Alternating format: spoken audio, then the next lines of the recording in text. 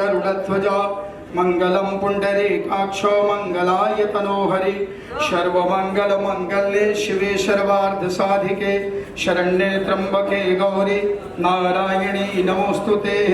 तदेव लगनं सुदिनं तदेव ताराबलं चंद्रबलं तदेव विद्याबलं दैवबलं तदेव लक्ष्मीपते ते दुर्गमिस्मरामि लाभस्तेषं जयस्तेषं कुतस्तेषं पराजया येषामिन्द्रियवरस्यामो हृदयस्थो जनार्दनाः विनायकं गुरुं भानुं ब्रह्मा विष्णु महेश्वर सरस्वती प्रणम्यादौ सर्वकार्यार्थसिद्धये मम सर्वकार्यार्थसिद्धये। भगवान सिद्धि विनायक के चरणों में ऐसी मंगल कामनाएं हैं कि हमारे सारे कार्यों की सिद्धि हो निर्विघ्न पूर्वक। भगवान गणेश जी महाराज सदैव व्यापार में वास करें, ऐसी मंगल कामनाएं। बोले गणपति गजानन भगवान की जय, सिद्धि विनायक देव की जय। गणपति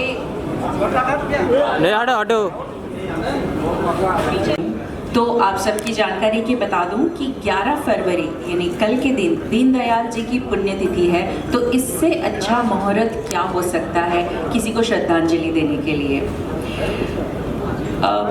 इस फिल्म की शूटिंग के बारे में बता दूं कि मैं थोड़ी बहुत सी जानकारी दूंगी, बाकी सारी असली जानकारी तो जो स्टेज पर बैठे महानुभाव हैं वो ही देंगे। तो मैं ज़्यादा आपका टाइम ना लेते हुए थोड़ी पवन नागपाल मेरा नाम है और मैं ज़्यादा अपने बारे में कुछ नहीं बोलूँगा, बोलना चाहिए भी नहीं।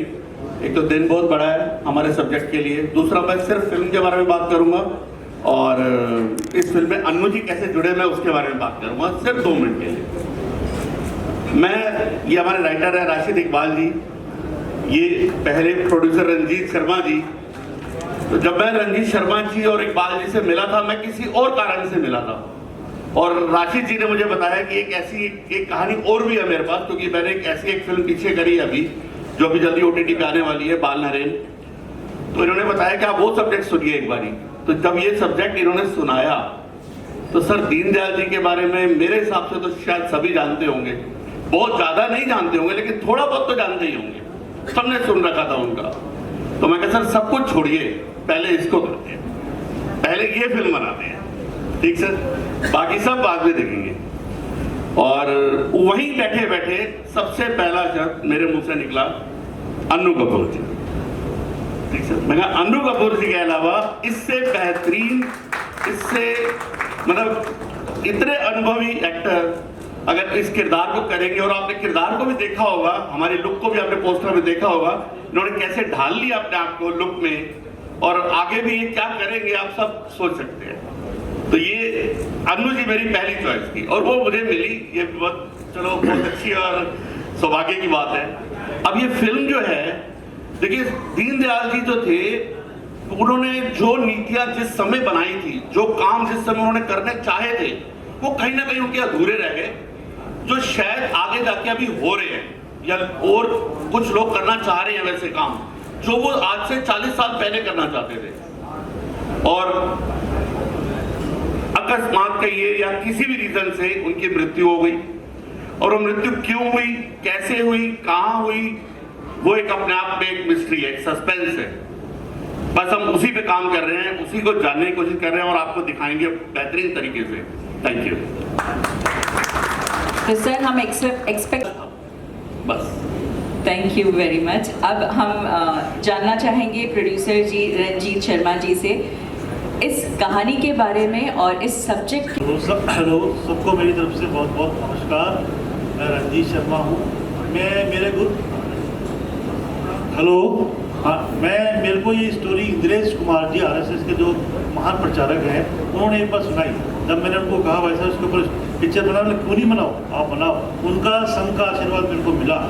जब मैंने उनको अन्नू जी का नाम बताया था वो बहुत खुश हुए, और उन सबकी आशीर्वाद के बाद मैं सबसे परमिशन लेके आगे बढ़ा, और जो स्टोरी है वो मेरे को हमारे जो राइटर है वो पूरी की पूरी सुनाएंगे। मैं सिर्फ अन्नू जी को बहुत बहुत धन्यवाद, डायरेक्टर को, राइटर, और राजीव जी ने मेरा बहुत साथ दिया दिन रात। और उसके बाद हरीश जी मिले, हरीश जी ने कहा मैं तुम्हारे साथ हूँ, पीछे मत आइए। अब हमारे एक राइटर की हैसियत से 32 साल हो गए फिल्म इंडस्ट्री में। कई बायोपिक्स लिखी मैंने, ये शायद तीसरी या चौथी बायोपिक है मेरी। इन्होंने पूछा कि कैसे आई दिमाग में, वो एक अलग कहानी थी कि एक रेलवे स्टेशन से एक किताब उठाई मैंने और पढ़ना शुरू किया। पढ़ने के बाद पता चला कि दीनदयाल जी के बारे में जानता ही था, लेकिन एक जगह जहाँ मेरी निगाह रुकी वो थी उनकी मौत कैसे हुई, क्या हुआ, कैसे हुआ, और तमाम सारी बातों को पढ़ने के बाद पता चला कि ये मिस्ट्री अनसॉल्व्ड है, इस रहस्य को सुलझाया नहीं गया है। और हम भी आपको वही दिखाएंगे।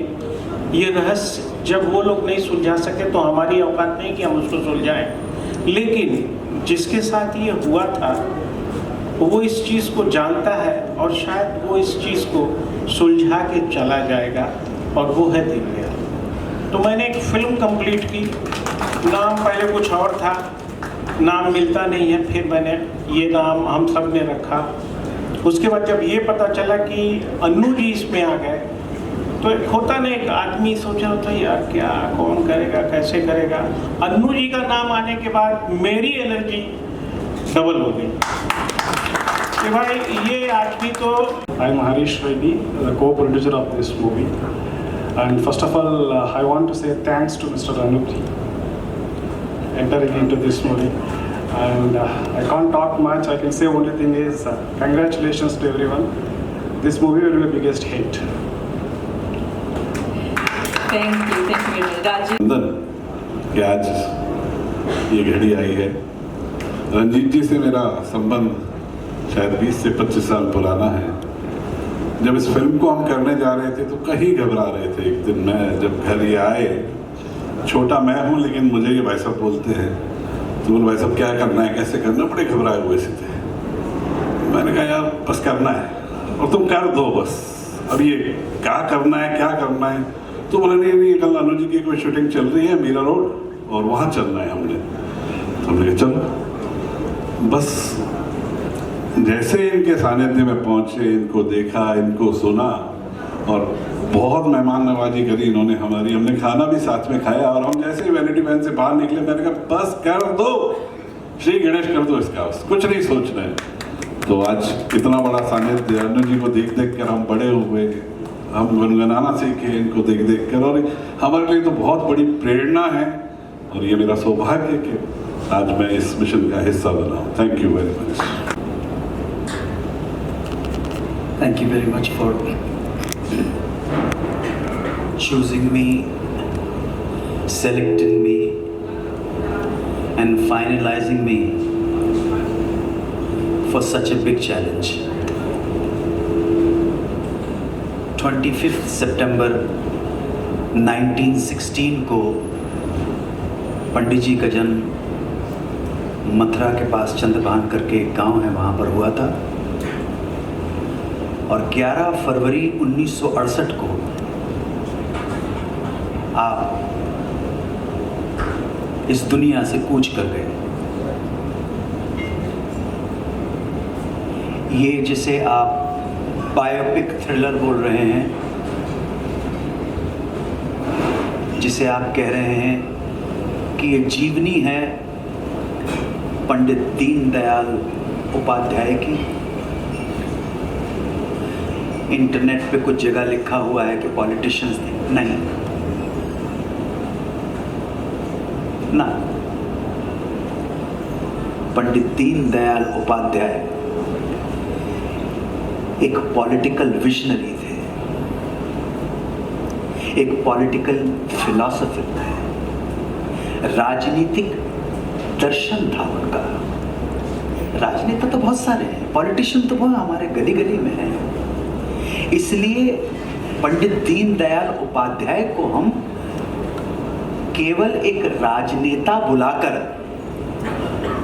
देश और मातृभूमि के प्रति उनका जो योगदान है, उनके विचारों का, उनके दर्शन का हम अन्याय करेंगे उनके साथ। इसलिए मेरी, और जैसे हमारी उद्घोषिका ने कहा कि 11 फरवरी कल 55th डेथ एनिवर्सरी है पंडित जी की, और राशिद इकबाल साहब से लेके हरीश रेड्डी साहब से लेके रंजीत शर्मा जी से लेके हमारे डायरेक्टर साहब वाले से लेके, ये बड़ा जोखिम का काम है, जिगरे का काम है, गट्स चाहिए। और इनके पास गट्स थे तो संघ ने इनके गट्स देखकर, इनकी वीरता देखकर, इनका जोश देखकर, इनकी खुमारी देखकर, इनकी लगन देखकर कहा आगे बढ़ो, हम तुम्हारे साथ हैं। अब आप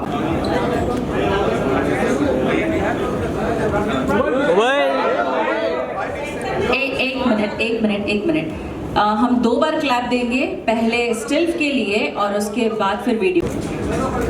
अरे पाठक जी रेडी? रेडी। अरे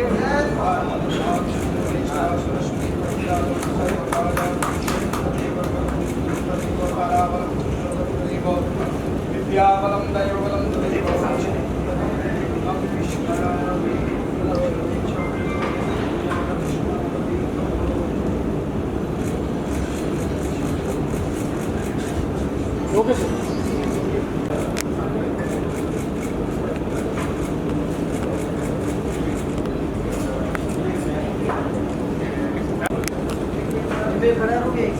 हाँ सर, खड़ा हो जाओ।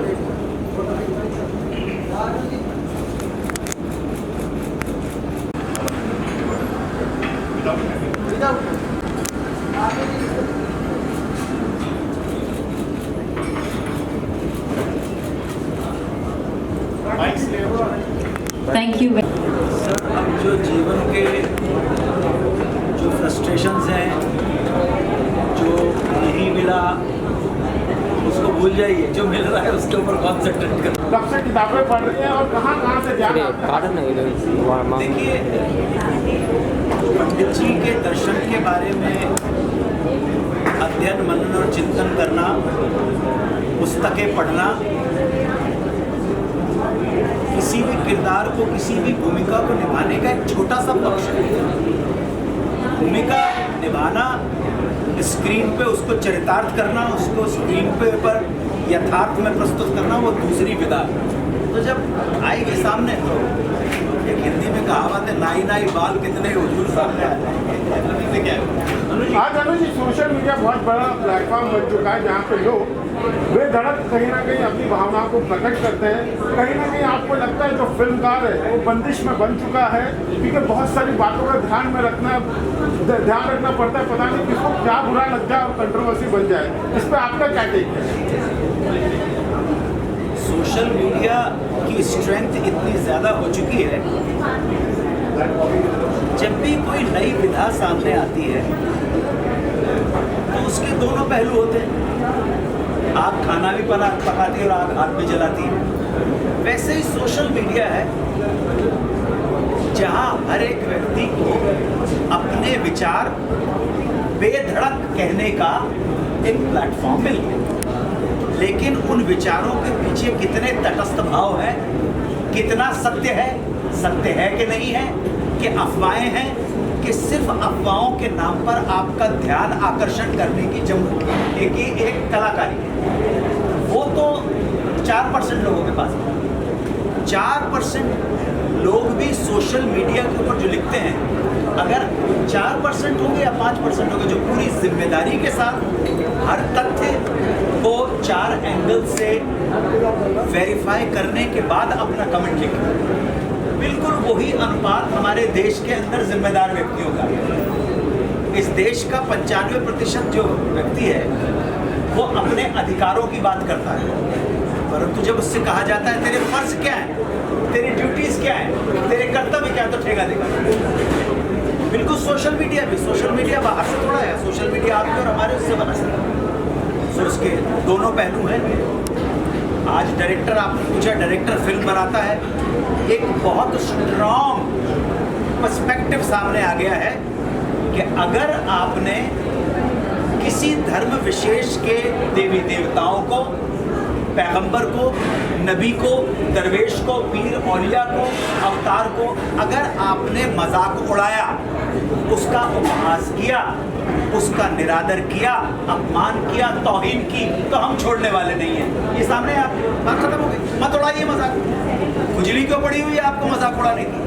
क्योंकि आपकी आदतें गंदी हो, आदतें गंदी हो जाएगी। आपने अभिव्यक्ति की जो स्वतंत्रता आपको संविधान ने दी है, उसका मतलब आपने गाली देना मान लिया। जिसमें आप कहते हैं ना, मेरे पास फ्रीडम है एक्सप्रेस करने की। आपके पास फ्रीडम है अपने विचार रखने की, आपके पास कोई फ्रीडम नहीं है दूसरे को गाली देने की। दूसरे को गाली दोगे, सामने वाला भी आपको गाली दे सकता है, और हो सकता है सामने वाला आपके जबान भी काट दे।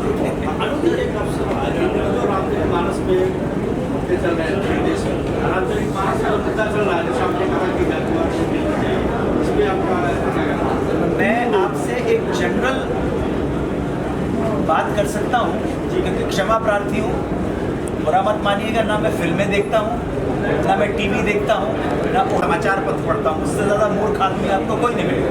तो क्या डे टू डे के ऊपर कौन कौन से कहाँ पे सुर्रे लग रहे हैं वो मुझे पता नहीं। मैं तो जनरली हिंदुस्तानियों को बहुत अच्छी तरह से जानता हूँ, और आज से नहीं, जब दिन से पैदा हुआ उसी दिन से। अनुज जी, देखा गया कि फिल्मों के साथ कंट्रोवर्सी जुड़ी हो तो फिल्म का सफल होना कहीं ना कहीं गारंटी माना जाता है। हाँ, थोड़ी देर के लिए अगर विवादास्पद हो जाएगी तो ये मदारी है। मदारी का पिटारा खुलने के बाद ना फिर वो नहीं रहता है। इसके बाद एक बार बंद मुट्ठी, आप समझे, लाख की और खुल गई तो खाक की। तो कुछ लोग इस चीज़ का इस्तेमाल करते हैं, लेकिन जब हम वाइडर पर्सपेक्टिव में उनके आंकड़ों को देखते हैं तो हम पाते हैं कि वो थोड़ी क्षणिक काल के लिए मोमेंट्री तो ध्यान आ जाता है, लेकिन जब कैलकुलेशन करते हैं, लॉस एंड प्रॉफिट का अकाउंट देखते हैं, तो उसमें ज़्यादा फर्क नहीं पड़ता। आप जान जाते हैं कि हाँ भाई ये इसने कंट्रोवर्सी चाहूँगा कि आपने बड़े खूबसूरती से कहा कि उस दौरान के जितने भी पॉलिटिकल है सभी को उनको जवाब देना पड़ेगा 1960s में। बट ऑब्वियसली काफ़ी समय बीत गया है, 50 साल हो गए हैं। आई वुड अज्यूम कि ज़्यादातर उस दौर के जो भी नेता थे शायद अब वो इस दुनिया में नहीं है, चाहे वो पुलिस हो या CBI। और अभी मेरे ख्याल से 2016 या 17 में परिवार ने एक रिक्वेस्ट की थी कि पंडित जी की मौत को फिर से इन्वेस्टिगेट किया जाए।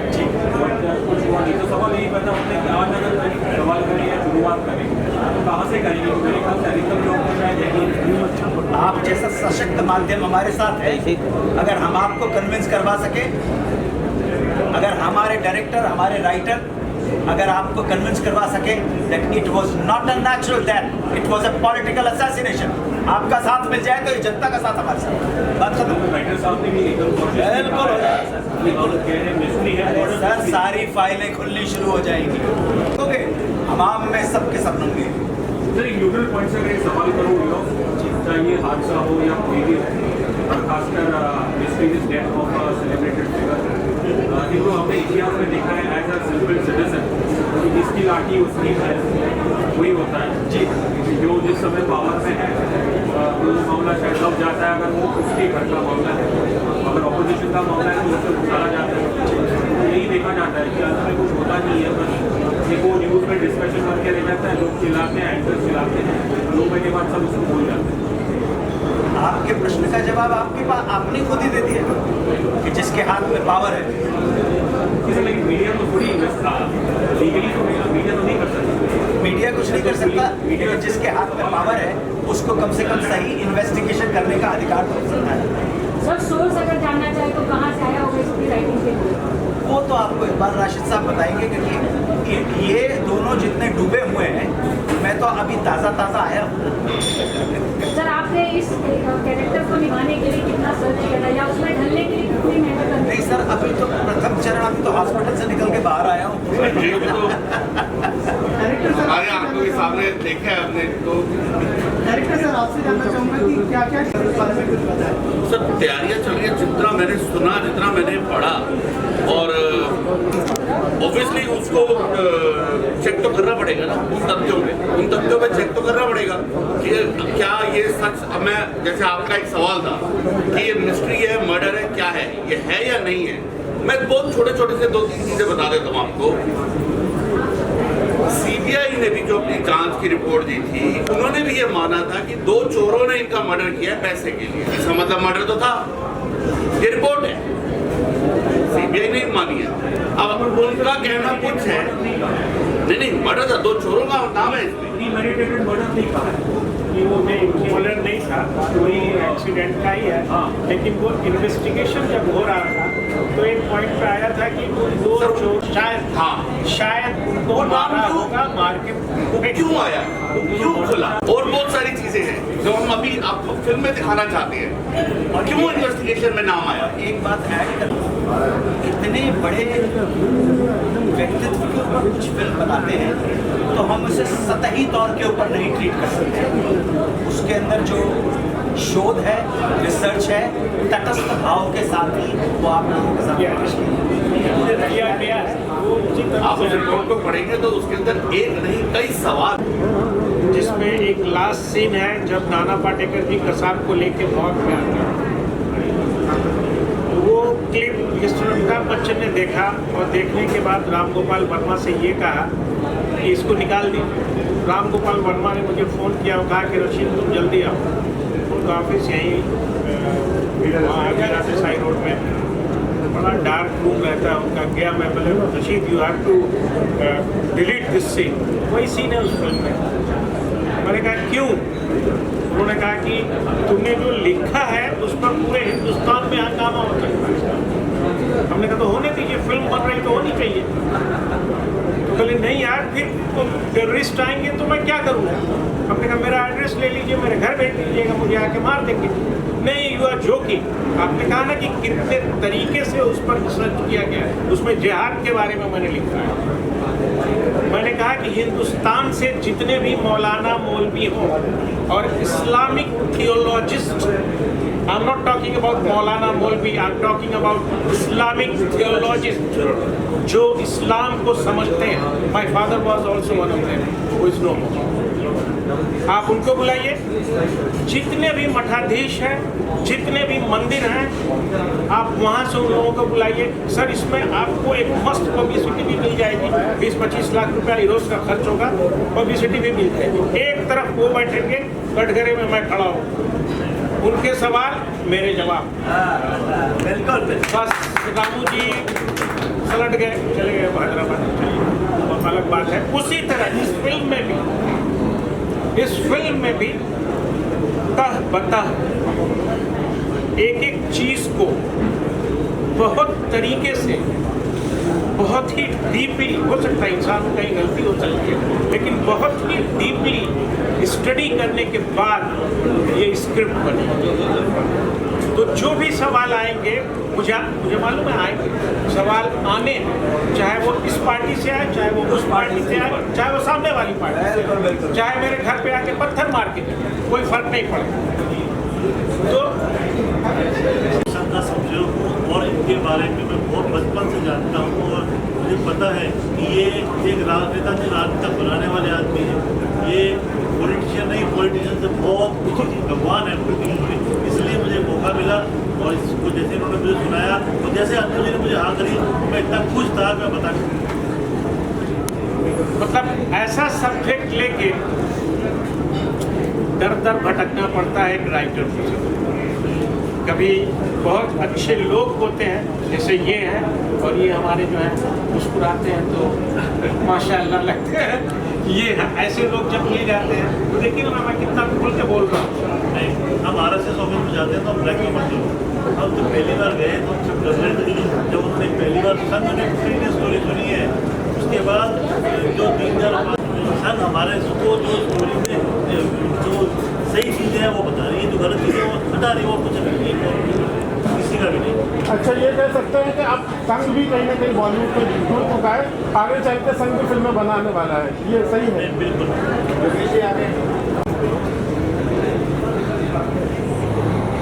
Tremendous responsibility. मैं right from the very beginning, जब से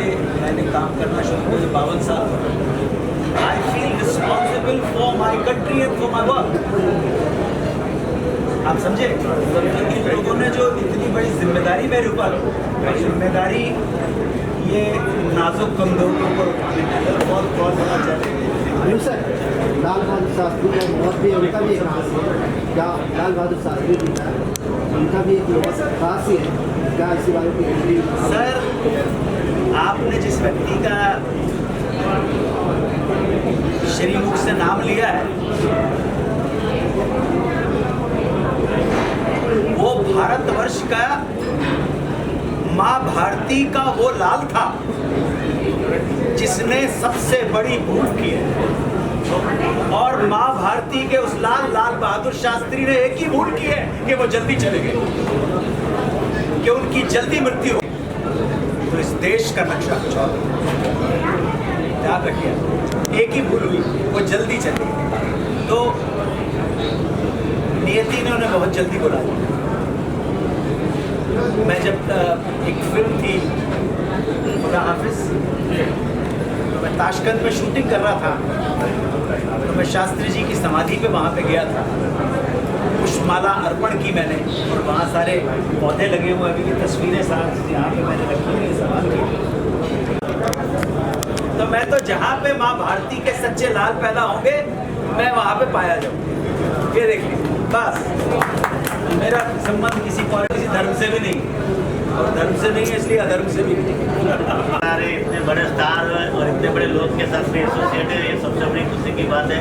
और जेवीपीडी जो जुलूस सर्कल है, आज इनका इतना बड़ा होर्डिंग लगा, अभी भी सर रेडी होंगे, और पिक्चर का रिस्पॉन्स और बहुत अच्छा सब्जेक्ट था। योगेश भाई जैसे व्यक्ति हृदय से जुड़े हैं सर, निस्वार्थ दिल से जुड़े हैं। यहाँ पे व्यापार नहीं है, यहाँ दिल है, यहाँ दिल। वरना इनके पोस्टर्स के लिए तो पता नहीं कितने और खास करके अनुराग जहाँ लगा है उसके लिए और करीब ये बड़ी चंदन सरकार